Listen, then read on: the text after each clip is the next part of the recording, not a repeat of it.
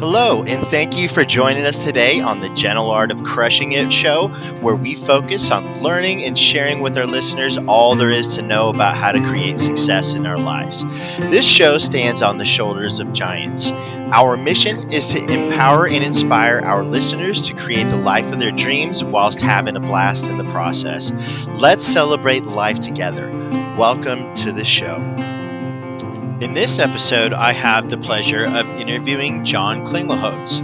Now, John has spent the last 10 years investing in buy and hold real estate and was able to become real estate retired in early 2021. John scaled his portfolio by specializing in sourcing Grand Slam off market deals using his unique approach to direct mail with high quality data. In addition to expanding his portfolio, John co founded Robot Inc. Marketing in 2021 to help others get the same level of success through direct mail as John has. Without further ado, won't you please join me in welcoming John to the show? All right. Well, hey, John, thank you so much for joining us today on the Gentle Art of Crushing It. Please, to start us off, just tell us about yourself, your background, where and how you found success, and please include something interesting, most people wouldn't know about you. Yeah, so thanks, Doug, for the opportunity to be here today. Welcome. So I've lived in Madison, Wisconsin, or the metro area my whole life. I've never lived anywhere else, and I've always worked. Work has been a major part of my life, and from a young age, I knew that I wanted to do real estate investing. And when the opportunity presented itself when I was in my mid 20s, I kind of jumped on it with my brother and we bought our first duplex. And from there, we just continued to acquire duplexes. And eventually, that resulted in me being able to do the real estate retired thing. And I was so grateful to be able to quit my W 2 job during the pandemic and make that transition forward into being self employed. I'm also have always just been a tech geek and really into solving problems, looking at data, and just really trying to see things that other people don't see in things and find opportunity there. I see the whole world as problems to solve, so I'm always trying to figure out ways to solve problems. And I really think that that's what business is all about. Is it's just about solving problems, and if you can do it better than other people, you can really be successful at it. That's huge. Yeah, I love that last little phrase right there. And a couple things that I wanted to mention because I do know, a bit about your backstory. But I did want to ask you. So you'd mentioned you wanted to get started in real estate investing at an early age. Can I ask you what sparked that? Like that's unusual, right? And what sparked that for you? So my brother and I grew up with family members that had rental properties, and being exposed to it, we just got to see the good, the bad. There's so many different elements to rental properties that it was just such a great experience. And then when we were adults, we just decided that when I was in my mid 20s, we were kind of like, I think it's time. And we made the big leap. The hardest thing to do is buy your first property, but after you buy the first one, the second one's a little easier, and it just gets easier from there. Yeah, no, I love that. And you'd mentioned that you're a bit of a tech geek, which I am also in a different area, but like when I spoke with you last, you'd mentioned that you basically like taught yourself to program at an early age, which I don't know if any of our listeners have ever attempted, or and some people will say, "Oh, learning a programming language is easy." My experience, it's very difficult. So, but can you tell us a little bit about that and your the and then the problem solving opportunity that you created with your brother later down the road as far as it comes to handwriting letters?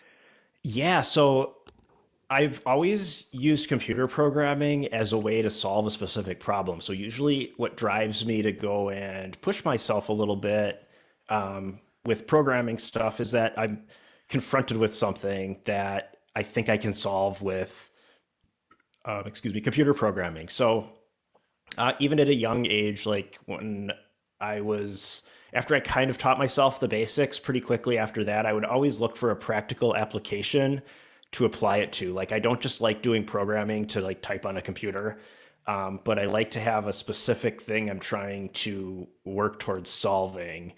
And when I was in high school, even I was in video club, and there were lots of times where I even, I wasn't necessarily a computer programming thing. Video club, it was more like doing videos and this kind of stuff, actually, like we're doing now, but in a different manner 15 years ago. But like I would see opportunities to use computer programming to make little applications or make little things that could make something that we were doing every day just a little bit easier. And I think that's really what's always driven me is I see the problem and then I'm able to see that there is a solution that I can make with programming. Um, so that's kind of how my programming's always been ingrained in me. And then when we look at how I've And can I applied it, pause yeah, something or interject something really quick? Because I think that's so cool because I don't like my mind doesn't think that way when I think of programming. So I think that it's like your relationship with programming, and maybe that's kind of like common with programmings, but like is very very it's awesome because you are looking for the solution. I also wanted to just say that would you say that this phrase is correct? Like computer programming when it's coming to just anything really, but more so like maybe website design or I shouldn't have said that because that's a giveaway, but like just applications and all of the worlds of ways that you can create with programming. Would you say it's an art form? Is that fair to say? that is a very good question. Uh, I would say in its own way, it totally is because it's something that there's so many different ways you can do the same thing to get to the same end goal, and you're finding your own path there. It's kind of like artwork in the way where people there's a thousand different ways to paint a picture of a person, and everyone will do it a little bit different. So it's kind of like its own art form for sure. That's great. Interesting. It's like I always look at artists as like their way of doing art is like their fingerprint. Everybody's gonna be different, like you're saying. In to kind of apply that to programming is super interesting, which is great that you and I were talking about how this is such a weird experience, life. We're all unique. That's like unbelievable, like snowflakes, We are unique. We are incredibly important and special individuals. Yeah, 100%. And to answer the second part of your question, then about my brother and I, so like so many real estate investors, we started the traditional way. We started during the coming out of the last housing recession in the late like 2010, 2011. And our first property was a bank foreclosure. It was on the MLS.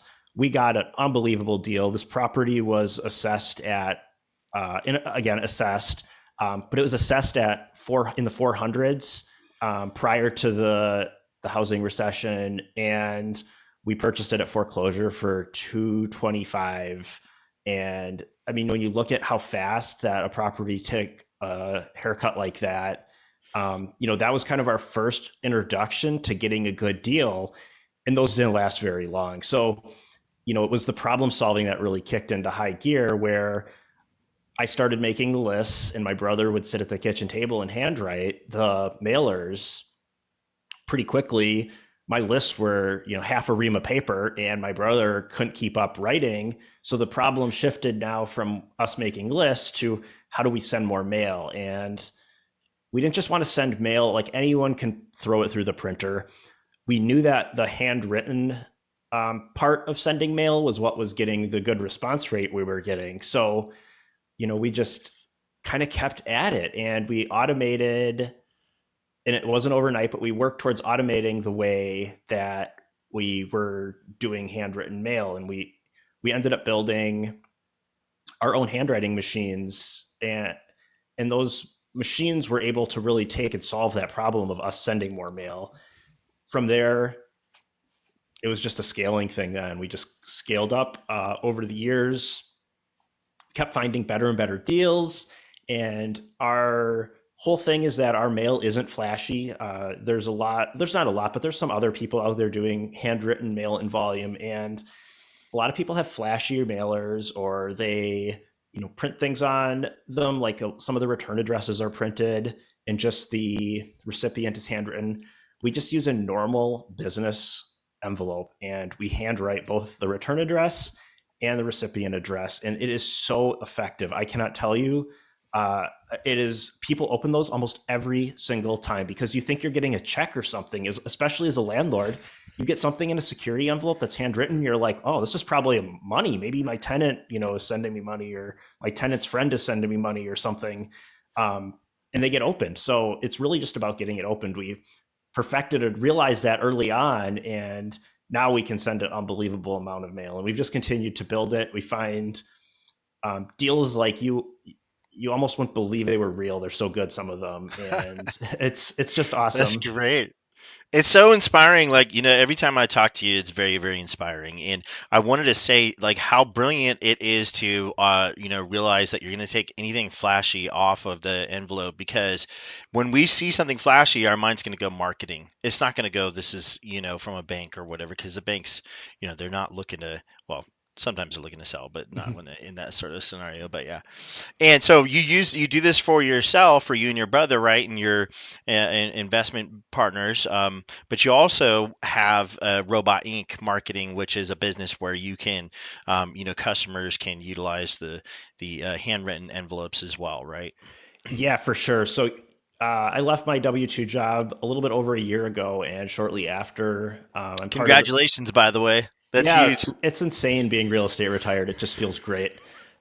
But one of the things that I was in a group, or I'm in a group called JDC, the Jason Drees community, and Me too. Love it, by the way. yeah, it's an awesome group of people, and I met some. I networked with a bunch of people and met some people, and someone approached me and said, Tato said, "Hey, have you ever thought about selling this mail commercially that you're doing? You're seeing such great success with it. Have you thought about helping other people?" And we had actually kicked that idea around a lot, but it was just a capacity thing. At the end of the day, there's only so many hours.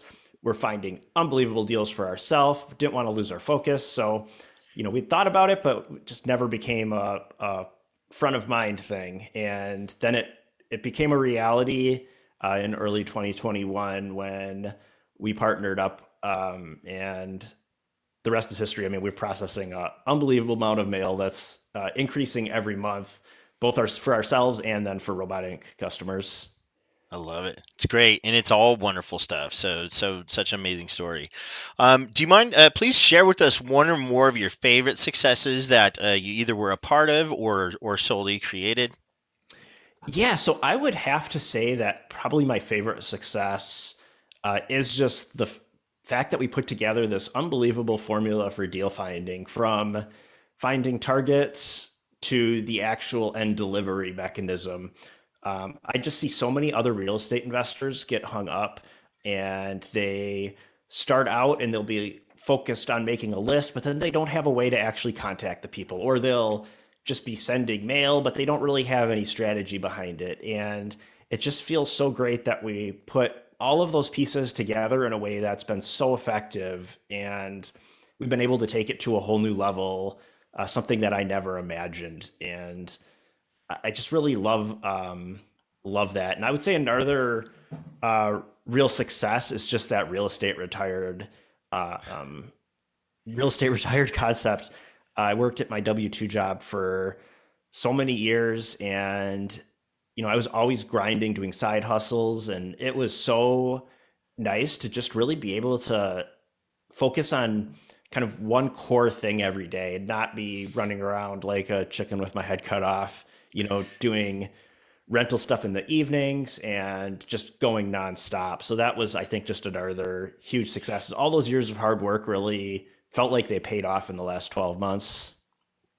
Yeah, it's awesome. And real quick insight. I actually, the first time I met with Dan Haberkost, our mutual friend, he actually told me, "Look, getting into this space is very hard to do unless you can give it all of your attention."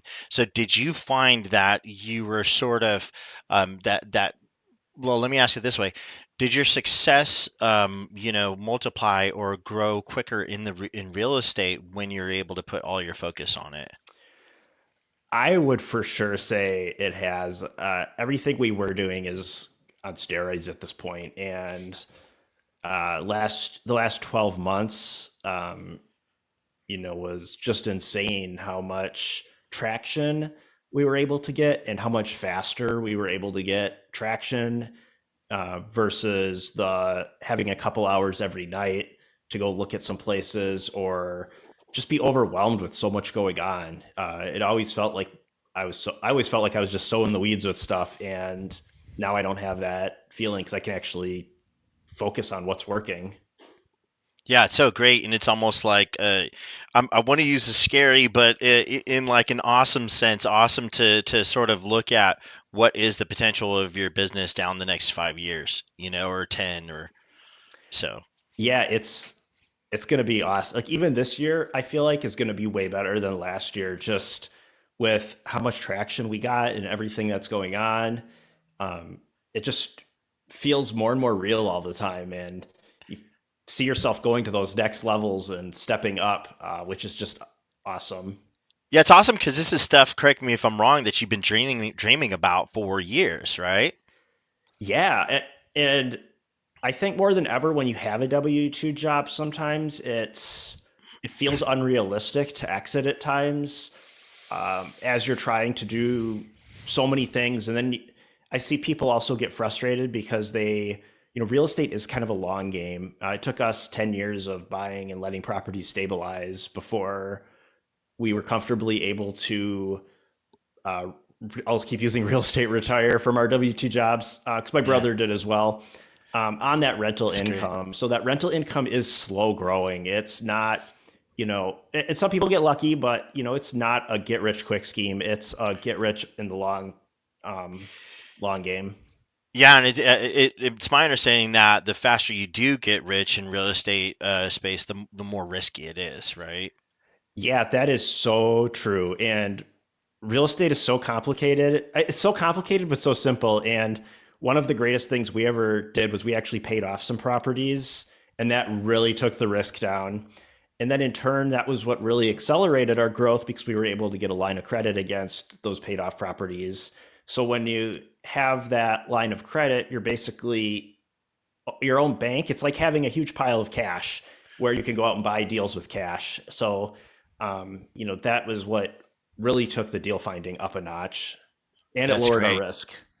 Yeah, which is so double whammy, absolutely. I love that. And you kind of already did go over one of these lessons, but what would you say is one of the most or the most valuable lesson that you learned from, let's say, real estate, retiring yourself and your brother?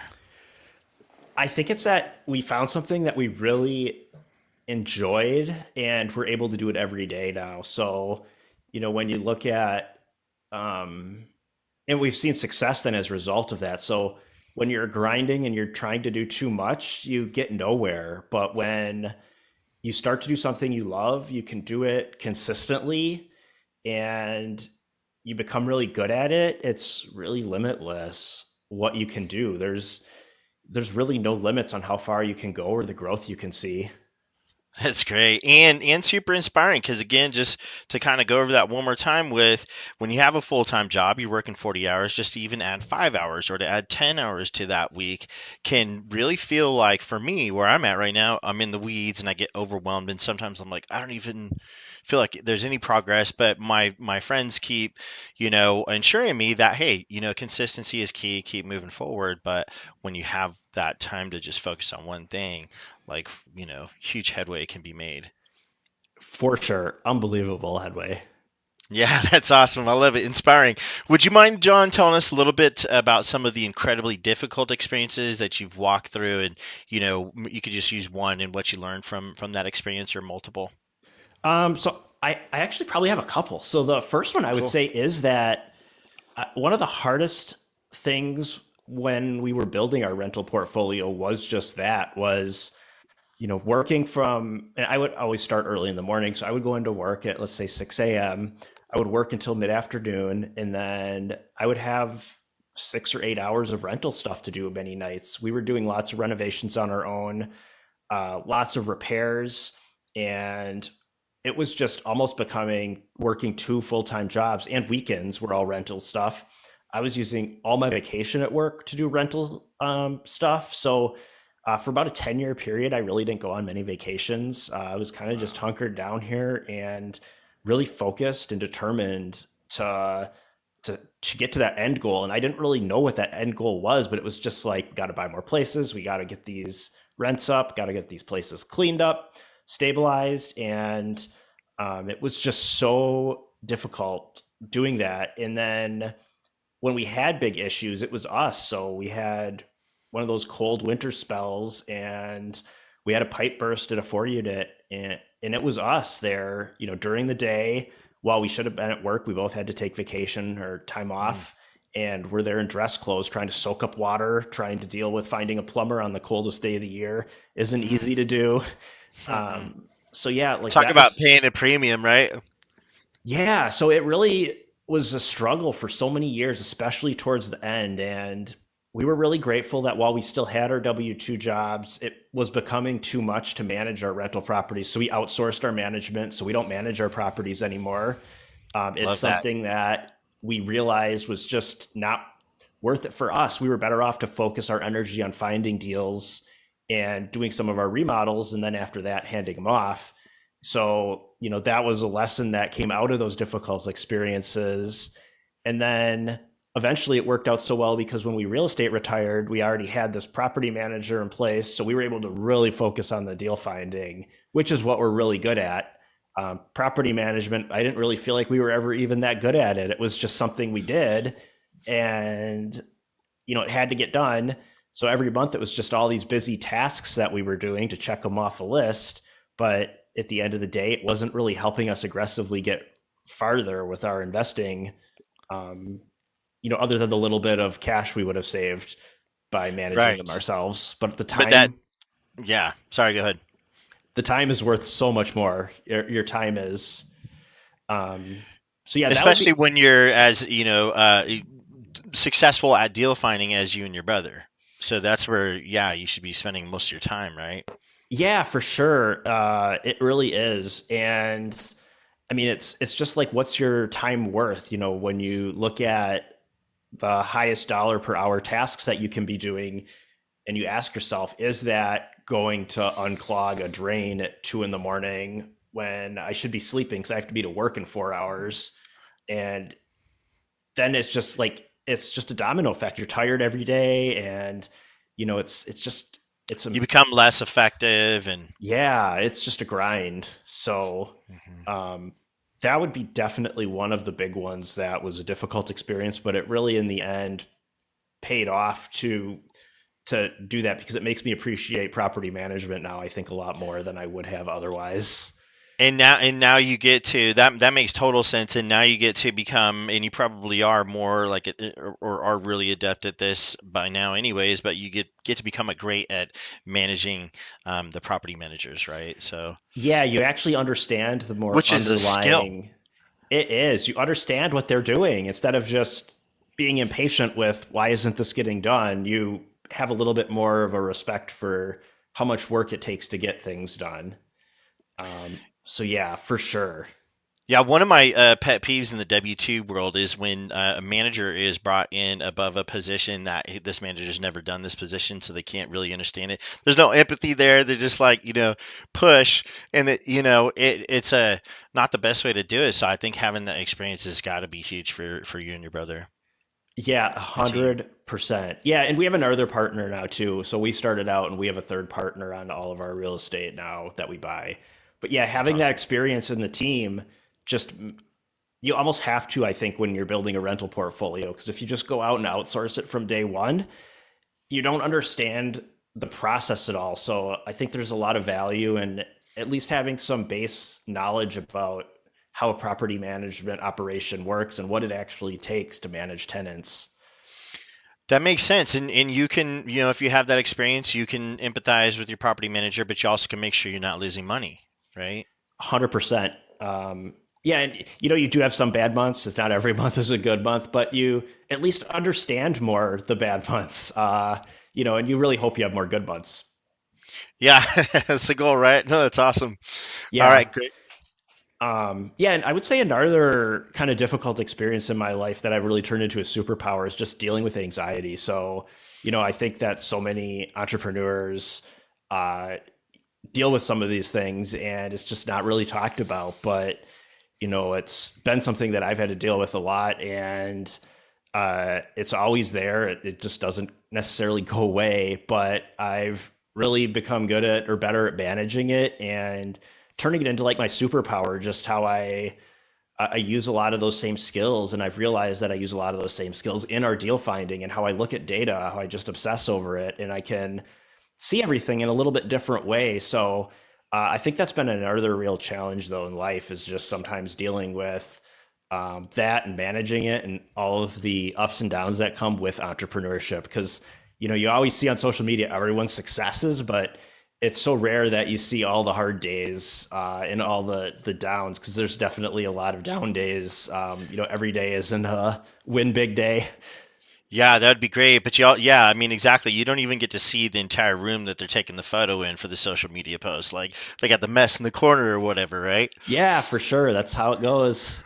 And it's interesting because that's one thing that we have in common, like big time, has been dealing with anxiety my whole life. And you see, I do know some people that it seems like they don't even know what the word is. They don't have any issue with that, and that's awesome. I love that. But for me, what I realized in the way that I have learned. I've had to sort of find my medication for anxiety was, when I was a kid, I'd be at school and I'd build up all this anxiety, and I wasn't really like a great fit for school. And then so afterwards, when I got home, I'd go out and play. And that exercise, that like having fun, the laughing in that release kind of helped me, get rid of the anxiety completely. So now what I do, especially if I'm kind of feeling it, is there's a couple things that I'll do that usually will completely 180 it or at least help. Is that one's like working out or running or like meditation is pretty helpful there also.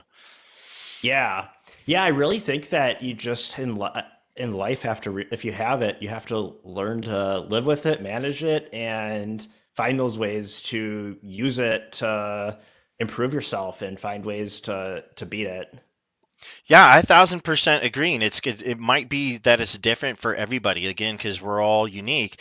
And I think it's very, very important that we all know that there is not like a pill that we can take that's going to make it go away. Some of these pills will make it worse. And of course, I'm not a doctor, but I'm just saying there can be plenty of healthy ways for us to handle it on our own. It just might take some patience and experimenting. Yeah, for sure. Yeah, and That's finding out good. what works for you, but I definitely think it's something that's not talked about nearly enough in the entrepreneur community.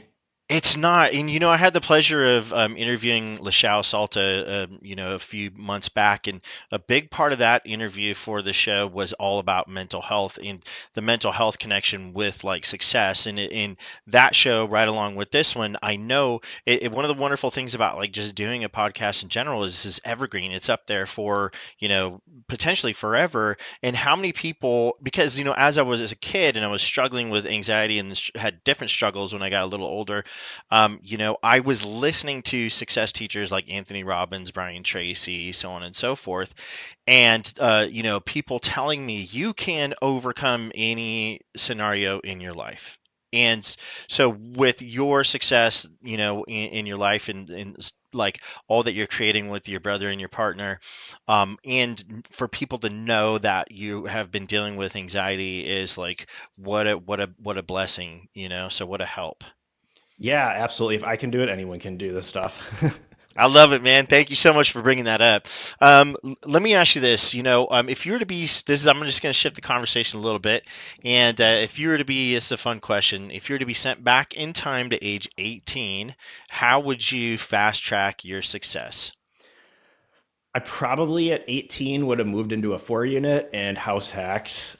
Looking back, I think my biggest fear at the time, though, with not getting into real estate was just I felt like I was too young. And I don't think that's the case anymore. I feel like someone young should Maybe not, I guess maybe not 18, but right away, but pretty quickly, like by their early 20s, if they're serious about getting into real estate, think about doing it because it's really a time game where you let your money work over time. And if you could get into a 4 unit at a young age, I would have loved to do that and rent out the other ones, put 3% down, and then every year just keep repeating that. And by the time I would have been 25, I would have had a lot more units under my belt.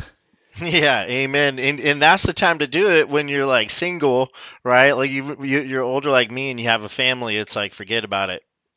Yeah, when you have nothing to lose, it'd be a way better chance to do that because even now, I feel like I would be a struggle for me to go move into a 4 unit because I just wouldn't want to deal with the tenants. There'd be so many things I just wouldn't want to deal with, and I would be frustrated. So, but when you're young, like when we were managing our own properties, totally should have been doing that.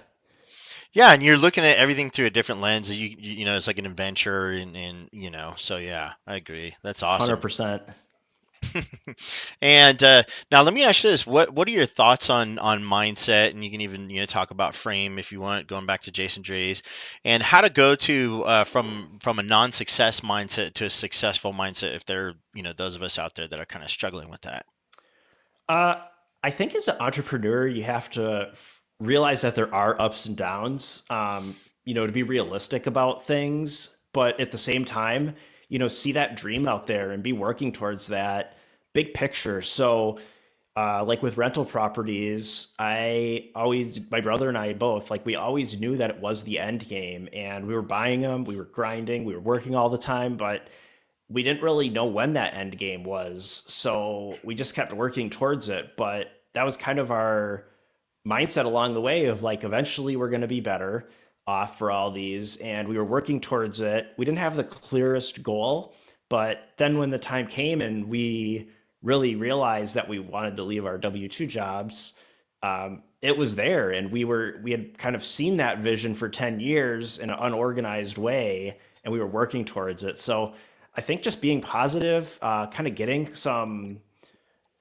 that frame of mind that what you're working towards, having that goal. And I now would totally think of things differently. I would have a lot more clear goals and ideas of what I was working towards. But having something that you're working towards and just seeing that and having a realistic plan to get there, and working then on that realistic plan instead of just having dreams that you're never going to actually execute on. You really just need to get going and work towards that end goal.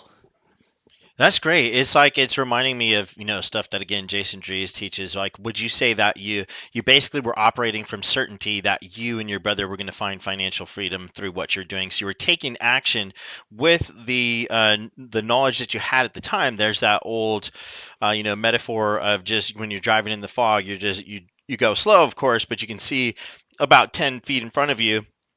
Just keep moving forward, and don't just park there because that's not nothing's happening then, right? Yeah, and it's just small little actions. So like it's you kind of have that vision and then you just have to keep taking action towards it. And some days you don't necessarily feel like you've made a ton of progress, but as long as you just keep working towards that end goal, you'll get there. Yeah, that's great. I love it. And let me ask you this. This is a fun question. If there was a key that unlocked or helped you to unlock success in your life, what would you say that key is? I would say I have a couple of them. So I think the first thing is, and I always give this advice to everyone else, is when I was young and pretty much when I was in high school, finishing up high school, I started selling telephone equipment, business telephone equipment. It was the strangest thing. I don't know how I do, but like looking back, it's like, how did I ever get into that?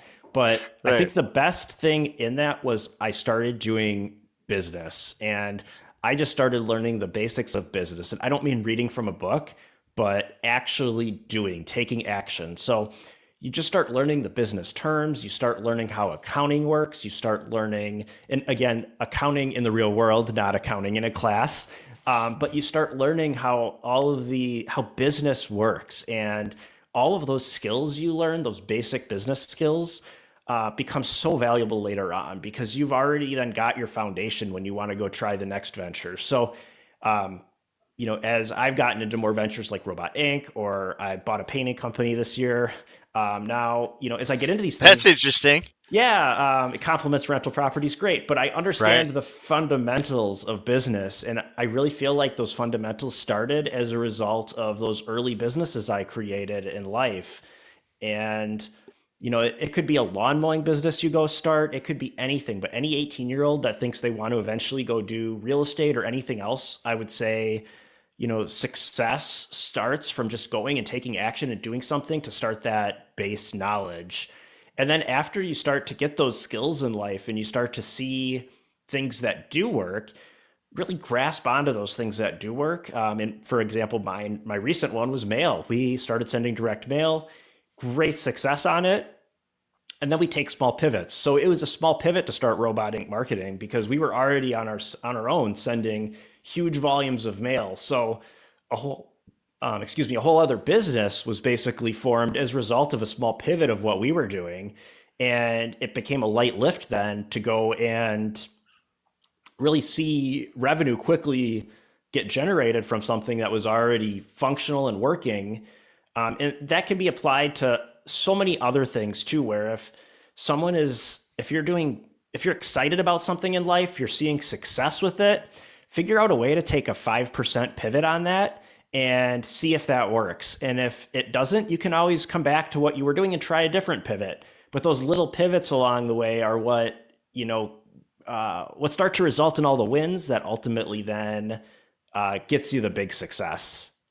Yeah, it's great. No, that's super solid advice, and I think it's interesting because a few times, you've sort of brought up like how much opportunity there is in this world, and you take advantage of what you can, and you personally, John, and but I also wanted to say that so for me, one of the struggles that I have is the shiny object syndrome because literally. Like we are steeped in opportunity, especially if we live in the U.S. But like even outside of the U.S., there's plenty of opportunity just about everywhere we look. And I know, that when I spoke with you last week or was the week before, I don't remember now, one of the great keys to your success that you had mentioned was, that you're so good at staying focused and on track with like what your main, gig is. Yeah, I really think you got to latch on to what you start. You can't go and do 100 things well all at once. And I've heard many people, especially Brandon Turner, talk about the whole bridge thing, where it's like you got to build some bridges and finish them instead of just a bunch of unfinished bridges, or you can't get anywhere. And so true, because once you have that first bridge built and it's working, you can build off of that bridge so easily and find other opportunities that are closely related to what you're good at and what's working for you. And it's so much more scalable than everything in businesses. That's great. Great advice. And, the relatable businesses like the paint business and Robot Inc. obviously, fit into to real estate, your model. Totally does. Yeah. The paint one was an opportunity that kind of came across, and since we have rental properties, we thought it would perfectly complement what we have as a way to more efficiently work on our own properties. But then also, why not go sell it to other people? And we found someone that was already started with a paint operation and had a small business going, but was lacking some of the business side of things. And it seemed too easy. It was such a light lift, again, based on all that business experience that we have. So we're scaling now a paint business as well alongside everything else we're doing. That's so cool. You just made me think of, the E Myth and book, and there's so many, I saw this a lot as all the different jobs I've had were like in construction, or even I did paint for a couple of contractors, and these guys, and what I didn't understand then is that you don't just go start painting, right? And start like knocking on doors, although like that's a great place to start. But you can do that, but you have to like have the business aspect also, or you can just, hard work yourself out of a job or out of a business and um, got to work Yeah, on the business as opposed to just in it, right? I can tell you I am not going to lift a paintbrush once in this business. Smart. I love hearing that. And Yeah. it's great. Hopefully I Yeah. never do again, but I will, I'm sure. Yeah, I suppose I shouldn't say that since I do have rental properties. But yeah, the goal is I'm not going to be out there painting or I'm not going to be out there quoting. I mean, it's just business for me. It's true business. And I love that. Yeah, and it's cool. It's cool, very cool, because you just get to work right on it. So that's great. Would you mind sharing with us, John, one book recommendation and one tech recommendation? So I would say for a book, I feel like everyone says this, but I think Rich Dad Poor Dad is such a great book, and it's so basic, but it has so many really in-depth concepts that just makes so much sense when you read it and think about it as you're reading about it. And I feel like I kind of even grew up a little bit in that, world where I saw some of the rental property stuff firsthand. So reading it, I just was instantly able to relate to so much of that as I read that book. And I believe I actually read the book after I had already started buying rental properties, but it was so relatable to everything in the rental property world. And for a tech recommendation, I would say I actually have a really interesting one, and it's kind of an anti-tech recommendation. So, Awesome. um, what I recently got a couple months ago was there's a thing out there called Analog, and I should have brought one of the cards here, but basically on my desk I have this stack of their like index cards that are templated, and every day when I have tasks that I need to do, it's the place that I write them down. So instead of a desk full of post-it notes that I used to have, I have a really simple system to keep track of the most important things that I need to get done every day. And then the things that don't get done, I transfer them onto the card for the next day. So it's kind of an anti-tech thing, but it's It's so awesome. nice because it's something that otherwise, like when I'm looking at my phone, it's almost like I get distracted. So it's something that's helping me stay more on track every day. Yeah, so easy to get distracted with technology. I will go to, Google search, and I have the intention to like look up, whatever. And by the time I'm typing something in, I'm already like looking up what is Bitcoin at today or something. I'm like, well, then what was I looking for? Uh-huh. And you have 17 tabs open and like you're on Amazon. I buy way too much stuff on Minimum Amazon. 17. Yeah, Yeah. that's great. You know what's odd? It's so interesting. This is a huge coincidence, John. I don't know if you ever met Brian McFarland, and he was in the JDC Slack community a while back. I don't know if he's in there now, but anyways, he created a business. It's called 3x5 Life, which is essentially very similar to Analog. And I just today, because I've been meaning to get back in touch with them, spent some time on his website, and I'm like, it's such a simple idea, but if you actually like use it, like you have them in your desk or by your nightstand or whatever, what a great help. Because even for me, like I'm using these, I forget what you call these composition books, and I have a to-do list in it, but what I end up doing is sometimes the to-do list is like so long, I don't take the time to transfer this stuff on over, and then I just start a new page and, forget about certain things. That's what I absolutely love about the analog cards is it's the size of a small card, so you can't put more than 10 things on it. And they have a system of how you should use it properly because there's little dots you can color in for if you're in progress or if you've completed it. And then the back of the card you could take notes on. So if I have like an important phone call or something, I take notes on it. And then I keep all the old cards. So like it's really easy to go back through the cards because you know that like those important things, I jotted that down. It's on the back of the card for the day. So like it's such a Nice. uniquely simple system, but it's so effective. I love it. That's great. Yeah, I think I'm going to go ahead and get started with one of the two. And, I was going to say, with Rich Dad, Poor Dad, it's almost like when the first time I was reading it, without having any actual, experience with doing the stuff that Robert Kiyosaki was doing, I knew like this is true. This is right. What a mind blower. And it actually makes you feel kind of good about like being rebellious and going against the system in a way where you're not like following the commonly laid out for you track of like, go to school, go to college, get a job, work there for 40 years, then retire. Yeah, 1,000%. So cool. I But think more than ever too in this day and age where things like there's kind of this new normal I feel like and college is just unless I would say, unless you're going to go be a doctor or you very much know what you want to do, like you might not want to go invest all that money and end up with a ton of student loans. Yeah, they're not forgivable. You gotta pay Hmm. those things off. So, Yeah, for sure. and they could be big, $300,000, $100,000. That's you could house hack and have somebody else be paying that for you.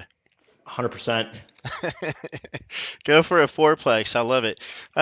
So yeah, John, how can our audience support you? Is there any particular type of deal you're looking for they can send your way? I would say if they have an unbelievable deal, they probably should buy it themselves actually instead of send it my way because the places we buy are usually just so under market that if anyone comes across them, they really should be figuring out a way to buy them themselves. And we actually call it the Bofer model. I don't know if I mentioned that earlier, but like there's the Burr model out there of where you buy it and do a rehab. Well, we actually buy them and just we can finance out the money right away just because it's such a good deal. So it's our Bofer models: buy, operate, finance, repeat. Basically, there's no renovation, and we pull 100 or more% of the money out of the property of what we paid for it.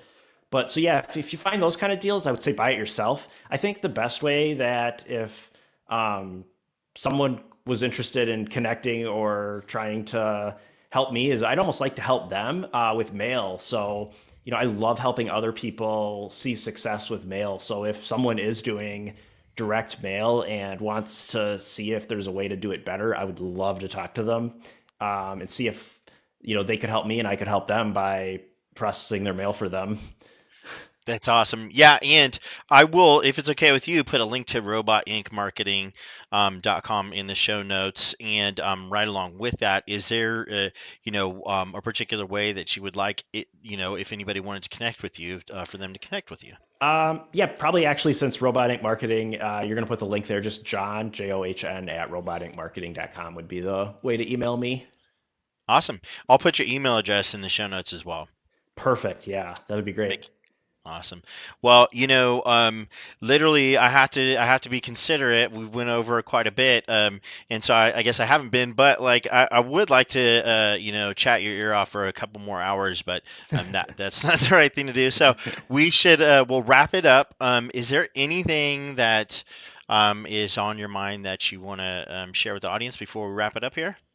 I just really appreciate the opportunity to be on here. And, for those that think there's no deals out there, there really are. So I think anyone, if they're determined, can go out and, they can find great real estate deals, they can start a business, and they can make a better life for themselves. That's awesome. It's very, very your story, just you as a person, are very inspiring, and your story is. And I also want to just mention that it's very, very clear to me, and anybody who listens to this, that you are a very giving person as well. And so, just I think these might be a couple of success leaves clues, right? So we can all learn from this show, but also from you and what you've done. So thank you again. Yeah, you're welcome. Thank you for having me. Yeah, you're very welcome. And with that, we're going to go ahead and say sayonara and thank you to the audience. And I hope you have a amazing day.